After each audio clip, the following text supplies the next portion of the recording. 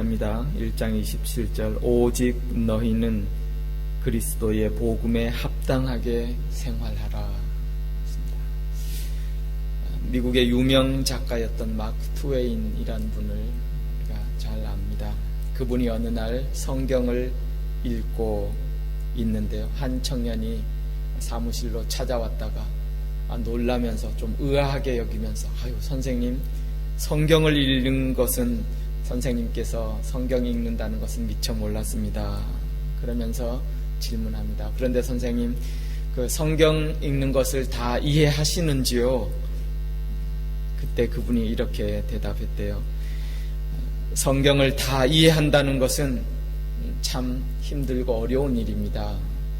그러나 제가 정말 가슴 아파 생각하는 것은 이해하지 못하는 성경의 말씀들 때문이 아니라 내가 알고 있는 그 말씀조차 내 삶에 적용시키지 못해서 내가 아파하는 것입니다. 그렇게 고백했다고 합니다. 그렇죠. 지식적인 그 암보다 정말 하나님의 말씀을 믿고 그 말씀대로 바르게 산다는 것이 또 어렵기도 하고 참으로 중요하다는 사실을 깨닫게 해주는 그런 일화가 아닐 수 없습니다. 오늘 읽은 본문 오직 너희는 그리스도의 복음에 합당하게 생활하라. 우리 가운데 말씀해 줍니다. 오직이라는 말 원어의 뜻은 무슨 일이 있어도 이런 의미가 있다고 그래요. 무슨 일이 있어도 성도는 그리스도인은 성도답게 복음 믿음답게 복음에 합당하게 생활해야 한다라는 사실을 우리 가운데 말씀해 줍니다. 여기에서 또 생활하라라는 이 단어는 다른 바울 서신에는 나오지 않는 아주 특별한 그런 단어를 용어를 여기에서 사용하였어요. 굳이 원어로는 이렇게 되어 있습니다. 단어가 폴리테우에스테라는 말이, 이 말은 빌립보서 3장 20절에도 나오는데 거기는 명사형으로 쓰입니다. 폴리테우마. 이건 뭐냐면 다 우리가 잘 알죠. 우리 스페인어에도 폴리스 그러면 도시잖아요. 그래서 폴리테우마 그러면 도시, 시민권을 폴리테우마라고 그러고요. 여기에서 나오는 생활하라, 폴리테우에스테 그러면 시민답게 생활하라, 그런 단어를 사도 바울이 빌립보 교회에 보낸 편지에서 사용하고 있었어요. 빌립보라는 도시의 특성을 이해하면 우리가 조금 알 수 있는, 왜 이 말을 썼는지를 알 수 있는데, 빌립보라는 도시는 옛날에 그 알렉산더의 아버지였던 필립 2세의 승전을 기념하면서 그의 이름을 따서 지은 도시였어요. 원래는 야만인이 살던 그런 도시에 새로운 도시를 건설했죠. 그런데 오랜 후에 로마가 그 도시를 정복하고 난 다음에 이 도시를 정치적으로 군사적으로 완전히 로마의 도시처럼 만들어야겠다, 그러는 계획이 있었습니다. 그래서 로마의 그 군인들 중에서 전쟁에서 공로를 세우고 또 로마를 위해서 이렇게 평생을 바쳤던, 그렇지만 은퇴한 군인들에게 이 빌립보 지역에 가서서 정착하도록 그렇게 정치적으로 그런 전역한 군인들을 빌립보에 많이 보냈어요. 대신에 그 도시에 사는 대가로 당시에 최고의 문명국이고 최고의 권력을 진 로마의 시민권을 다 그 도시에 부여하는 거예요. 그러니까 그 빌립보에 사는 사람들에게 있어서 이 로마 시민이다라는 엄청난 자부심, 시민권을 다 주면서 여러 가지 특혜를 주고요. 그리고 또 그렇기 때문에 빌립보에 사는 사람은 우리도 로마 시민이다, 로마 시민권을 받고 사는 사람이다. 뭐 옷도 그렇게 입고 뭐 무슨 삶의 양식이나 뭐 풍습이나 오히려 로마보다 더 로마 도시답게 그런 자부심을 가지면서 살아가는 그런 배경이 있습니다. 그런 모습 속에서 사도 바울이 그 빌립보의 배경을 알기 때문에 너희들은 그 로마 시민권, 로마 시민으로 사는 것을 그렇게 자부심을 여기고 대단히 여기지만 사실은 우리 믿는 사람의 시민권은 하늘에 있지 않느냐.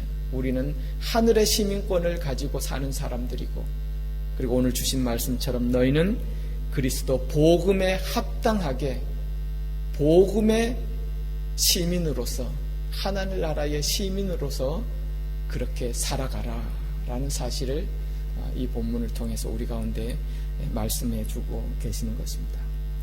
그렇다면 그리스도의 복음에 합당하게 하늘의 시민으로 살아가는 사람들은 어떤 모습으로 살아가는가를 27절, 28절에 보면 한 두 가지로 말씀해 주고 있는 것을 볼 수 있습니다. 27절에 보면 먼저 후반부에 그렇게 말씀하고 있어요. 너희가 한 마음으로 서서 한 뜻으로 복음의 신앙을 위하여 협력하라. 복음에 합당하게 사는 삶, 어떤 거래요? 복음에 협력하면서 사는 삶입니다. 한 마음과 한 뜻으로 복음을 위해서 서로 협력하면서 사는 것, 그것이 복음에 합당한 삶이다. 우리 가운데 말씀해 주고 있습니다. 여기에서도 협력한다라는 이 말의 원어의 뜻은 경기할 때에 우리가 서로 뜻을 모으고 한 팀을 이뤄서 그렇게 경기한다라는 그런 말에서 유래됐다고 그러죠. 여러분, 우리가 잘 알잖아요. 무슨 축구나 배구나 농구 이런 팀 경기를 할 때에 가장 중요한 게 뭐예요? 팀끼리의 협력이, 마음이 맞는 거예요. 서로 협력하고 그럴 때에 경기를 이길 수 있잖아요. 우리는 복음을 위해서 함께 싸우는 그런 복음의 군사들이에요. 너희는 서서 협력하여, 합력하여 마음과 뜻을 같이 하여 복음을 위하여, 복음의 신앙을 위하여 그렇게 힘쓰라. 우리 가운데 말씀해 주고 있습니다. 사도 바울이 빌립보 교회에 편지를 쓰면서 가장 원했던 것이 바로 그러한 모습. 빌립보 교인들이 복음을 위해서 서로 협력하고 한 마음 한 뜻이 되는 것. 예수님께서 십자가를 앞에 두시고 마지막으로 제자들을 위해서 기도해 주셨던 그런 기도가 요한복음 17장에 나옵니다. 그 기도를 보면 가장 중요한 것이 무엇이냐면 제자들이 하나님의 나라를 위하여, 복음을 위하여 한 마음 한 뜻이 되어서 협력하여서 일하는 것, 그것이 중요해서 주님께서 이렇게 기도해 주셨던 것을 기억합니다. 요한복음 17장 21절에 보면요, 아버지여, 아버지께서 내 안에, 내가 아버지 안에 있는 것 같이 그들도 다 하나가 되어 우리 안에 있게 하사 세상으로 아버지께서 나를 보내신 것을 믿게 하옵소서. 그러면서 계속 기도하세요. 내게 주신 영광을 내가 그들에게 주었사오니 이는 우리가 하나가 된 것 같이 그들도 하나가 되게 하려 함이니이다. 교회가 왜 있는 거예요? 교회가 지금 세상에 왜 존재하는 거예요? 저와 여러분이 하나님이 주신 생명 가지고 왜 사는 거예요? 복음을 위해서 한 마음 한 뜻이다 합력하여서 주의 복음을 위해서 일하는 것인 줄 믿습니다. 주님이 그것 때문에 그렇게 기도해 주셨고 부탁하셨어요. 사도 바울을 통해서 빌립보 교회 가운데 주시는 말씀도 이런 말씀이에요. 또 하나 있죠. 복음에 합당한 생활 어떤 것인가. 28절에 보면 이렇게 시작해요. 무슨 일에든지 대적하는 자들 때문에 두려워하지 아니하는 이 일을 듣고자 함이라. 복음에 합당한 삶은요, 복음에 대적하는 자들을 두려워하지 않는 그런 마음, 그런 삶이라고 오늘 우리 가운데 말씀해 주고 있습니다. 여러분, 복음의 대적자들이 많습니다. 빌립보 편지를 보낼 때도 얼마나 많은 대적자들이 많았어요. 핍박도 하고 심지어 죽이기도 하고 옥에 갇히기도 하고. 사실은 빌립보 교회가 태어날 때부터 사실 그랬어요.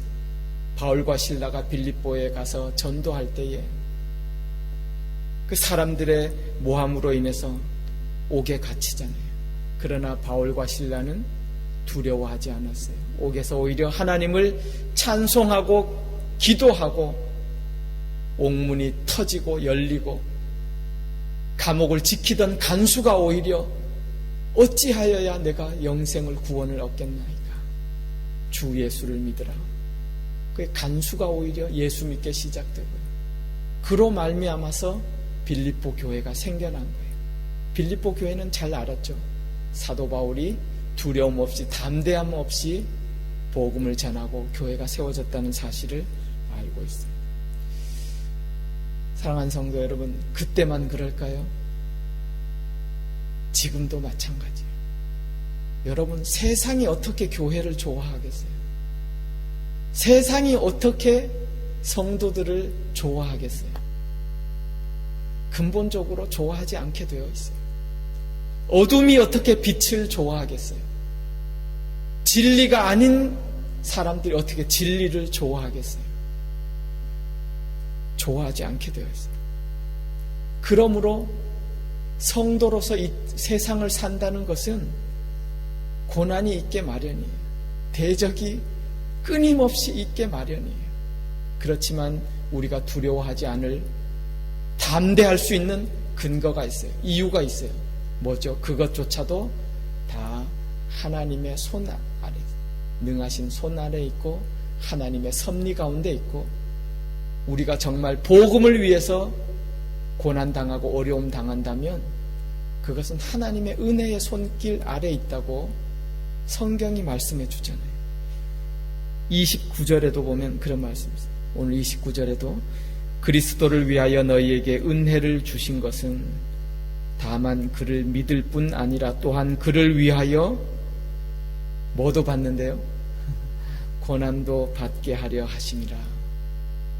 그러니까 또 더 크게 보면 우리가 받는 고난은 하나님의 은혜래요. 하나님의 섭리의 손길 아래 있다고 우리 가운데 말씀해 주잖아요. 그 하나님을 온전히 바라볼 때에 우리는 두려움을 극복할 수 있는 줄 믿습니다. 디모데후서 3장 12절에도 그런 말씀 주셨어요. 무릇 그리스도 예수 안에서 경건하게 살고자 하는 자는 핍박을 받으리라. 조금 더 도전적으로 우리 말씀을 한번 받아볼까요? 우리가 핍박이 없는 것은 경건하게 살지 못해서 아닐까요? 진정 복음을 위해서 참 진리를 수호하고 경건하게 살다 보면 핍박이 있게 마련이에요.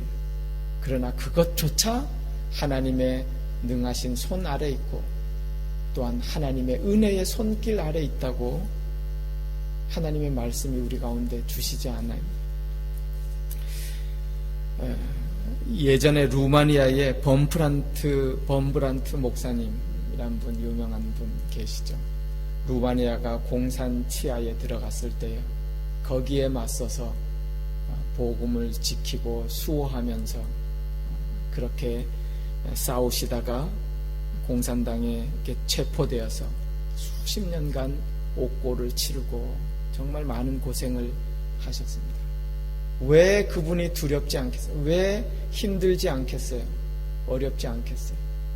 그러나 수년간의 옥고를 치르면서 주님의 십자가를 기억하고 또 그분의 간증처럼 바울이 당했던, 복음을 위해서 당했던 그런 어려움도 기억하고 그러면서 믿음으로 이겨내면서, 그런데 최후 마지막 3년은 그들이 너무 심하게 이 목사님을 옥에 가뒀는데요. 햇빛도 들어오지 않는 그런 독방에다가 가두고 그런 어려움을 겪었대요. 그분이 독방에 살 수 있는 것은 말씀 읽는 거잖아요. 성경을 쭉 읽으면서 늘 주님 의지하고 이렇게 이겨내시다가 어느 날 보니까 성경에 두려워하지 말라라는 말씀이 있어요. 새롭게 발견하고 은혜를 받고 그러면서 다시 성경을 처음부터 끝까지 쭉 읽으면서요.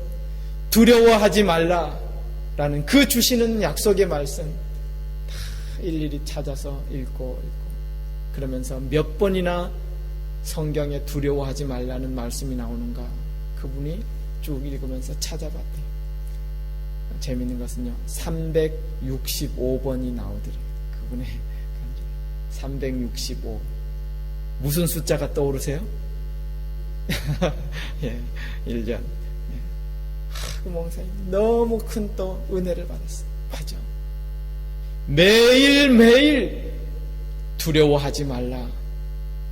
주님이 우리 가운데 약속해 주시고 보증해 주시고 말씀해 주시는 줄 믿습니다. 여러분 우리 매일매일 삶을 주님 의지하시고 두려움 없이 살아가는 거예요. 왜냐하면 우리의 모든 삶은 주의 능하신 손 아래 있기 때문에 손에 붙들려 있기 때문에 우리가 당하는 때로는 세상의 어려움과 오해와 고난과 이런 것도 사실은 하나님의 은혜의 손길에 있어서 우리가 온전히 주님 바라보실 때 우리의 모든 삶이 복음을 위해서 쓰여질 수 있도록 주님이 인도해 주시기 때문인 줄 믿습니다. 오직 너희는 복음에 합당하게 생활하라. 복음을 위해서 우리 모두 협력하십시다. 또 그리고 복음의 대적자들을 또 대적하는 모습도 두려움을 극복하고 하나님 의지하고 승리의 삶을 주님과 동행하면서 살아가는 저와 여러분들 되시기를 주님의 이름으로 축원을 드립니다. 기도하겠습니다. 하나님 은혜 감사합니다. 저희들을 복음의 증인으로 복음의 군사로 이 세상을 주님과 승리하며 살게 하셨사오니 감사합니다. 저희들도 복음에 합당하게 살고자 합니다. 주님 우리 가운데 오셔서 용기 주시고 붙들어 주시고 함께 하시고 저희들이 진정 서로를 돌아보며 합력하고 한 마음이 되어서 주의 복음을 전하며 또 두려움 없이 담대하게 세상을 주님과 승리하며 살아가도록 주님 축복하시고 인도하여 주옵소서. 예수님 이름으로 기도드리옵나이다.